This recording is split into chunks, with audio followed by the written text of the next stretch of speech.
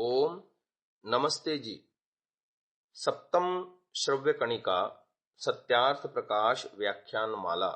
आप सभी स्वाध्याय प्रेमी महानुभावों का हृदयपूर्वक स्वागत करता हूं। महानुभावों, हम सत्यार्थ प्रकाश की भूमिका पर विचार कर रहे हैं।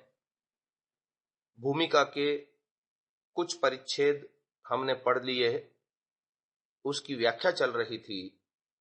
जहां पर गत श्रव्य कणिका में बात हमने समाप्त की थी कि इस सत्यार्थ प्रकाश रूपी लेख से यही प्रयोजन है कि सब मनुष्य मात्र को देखना, सुनना, लिखना आदि करना सहज होगा। सब मनुष्यों को उचित है, यह अनुभूमिका 3 में ये वचन लिखे मिलते हैं कि सब मनुष्यों को उचित है कि सबके मत विषयक पुस्तकों को देख समझकर कुछ सम्मति व असम्मति देवें अथवा लिखें, नहीं तो सुना करें। क्योंकि जैसे पढ़ने से पंडित होता है, वैसे सुनने से बहुश्रुत होता है। यदि श्रोता दूसरे को नहीं समझा सके, तथापि आप तो समझ ही जाता है। यदि एक मत वाले दूसरे मत वालों के विषय में जाने और अन्य न जाने तो यथावत संवाद नहीं हो सकता। किंतु अज्ञानी किसी भ्रमरूप बाड़े में घिर जाते हैं। ऐसा न हो, इसलिए इस ग्रंथ में प्रचलित सभी मतों का विषय थोड़ा थोड़ा लिखा है। इतने ही से शेष विषयों में अनुमान कर सकता है कि वे सच्चे हैं व झूठे।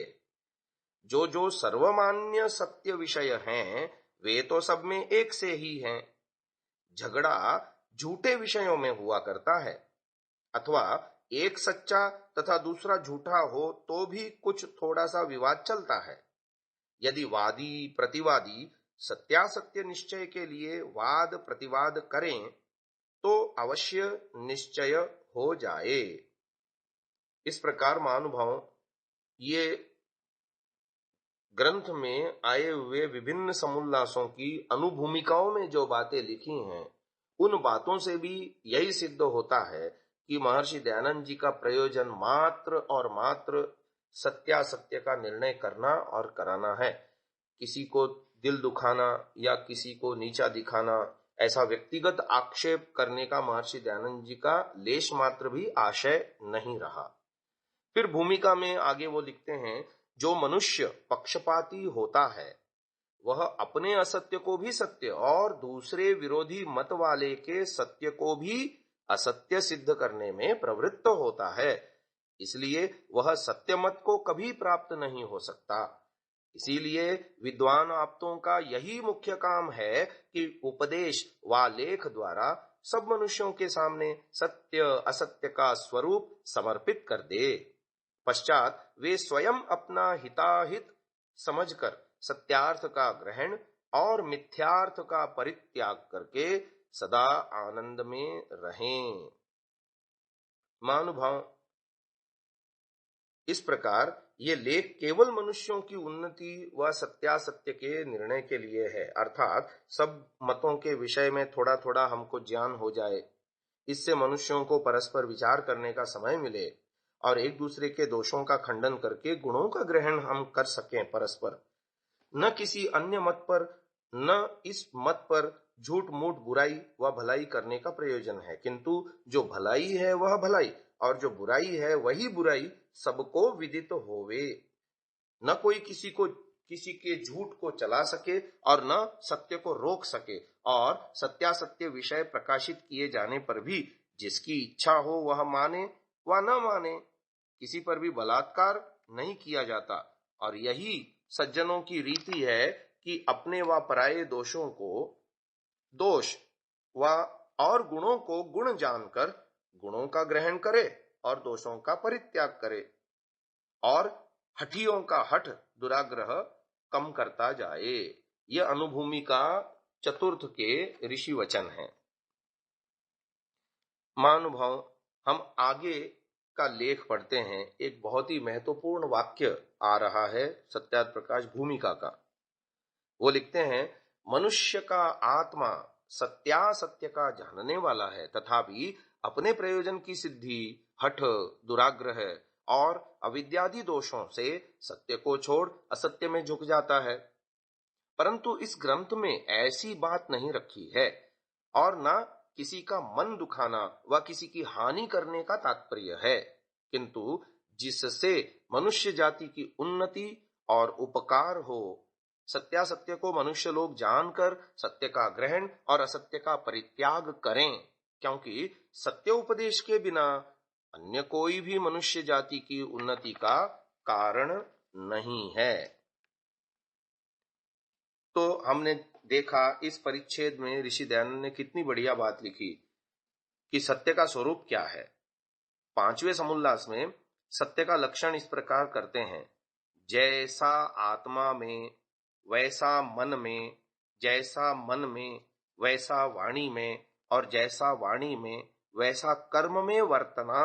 अर्थात जो पदार्थ जैसा हो उसको वैसा ही समझना, बोलना, वैसा ही आचरण करना सत्य कहलाता है।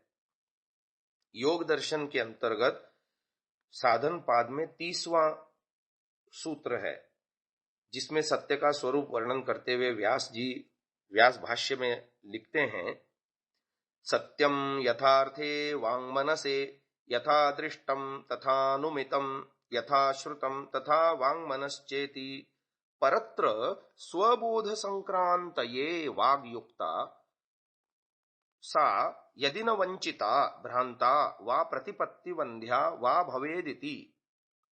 अर्थात यथाभूत अर्थयुक्त वाक्य और मन ही सत्य है। अर्थात जिस प्रकार का देखा गया, अनुमान किया गया अथवा सुना हुआ है, उसी प्रकार का वाक्य और मन अर्थात कथन और चिंतन सत्य कहलाता है। वह वाक्य यदि वंचनात्मक यानी किसी को झुठलाने वाला, या भ्रांतिकारक यानी किसी को भ्रम पैदा करने वाला, या श्रोता के पास अर्थ शून्य हो, तो वह वाक्य अर्थ शून्य न हो, यानी भ्रांति पैदा करने वाला न हो, श्रोता के लिए अर्थ शून्य न हो और किसी को वंचनात्मक झुठलाने वाला न हो, तभी वह सत्य कहलाता है। वृद्ध चाणक्य 2:60 का यह वचन है, मनस्येकम वचस्येकम कर्मण्येकम महात्मनाम। आत्मा की पवित्रता क्या है कि जीवात्मा स्वभाव से तो पवित्र है, इसलिए वह सत्यासत्य का निर्णय करने में सर्वथा समर्थ है। अन्यत्र वे लिखते हैं, मनुष्य का आत्मा यथा योग्य सत्यासत्य का निर्णय करने का सामर्थ्य रखता है। हाँ, जो कोई पक्षपात के यान पर आरूढ़ होके देखते हैं, उनको न अपने न पराये गुण और दोष विदित हो सकते हैं। यह अनुभूमिका प्रथम के वचन है। जबकि इस ग्रंथ को लिखने का उद्देश्य क्या है, इसके विषय में आगे भूमिका में लेख मिलता है। इस ग्रंथ में जो कहीं कहीं भूल चूक से अथवा शोधने तथा छापने में भूल चूक रह जाए, उसको जानने जनाने पर जैसा वह सत्य होगा वैसा ही कर दिया जाएगा, और जो पक्षपात से अन्यथा शंका व खंडन मंडन करेगा उस पर ध्यान न दिया जाएगा। हाँ, जो वह मनुष्य मात्र का हितैषी होकर कुछ जनावेगा, उसको सत्य सत्य समझने पर उसका मत संगृहीत होगा।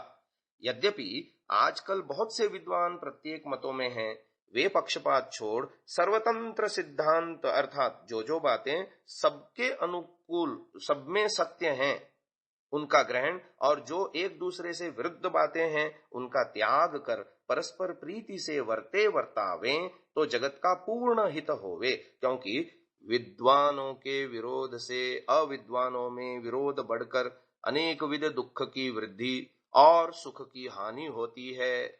इस हानि ने, जो कि स्वार्थी मनुष्यों को प्रिय है, सब मनुष्यों को दुख सागर में डुबा दिया है।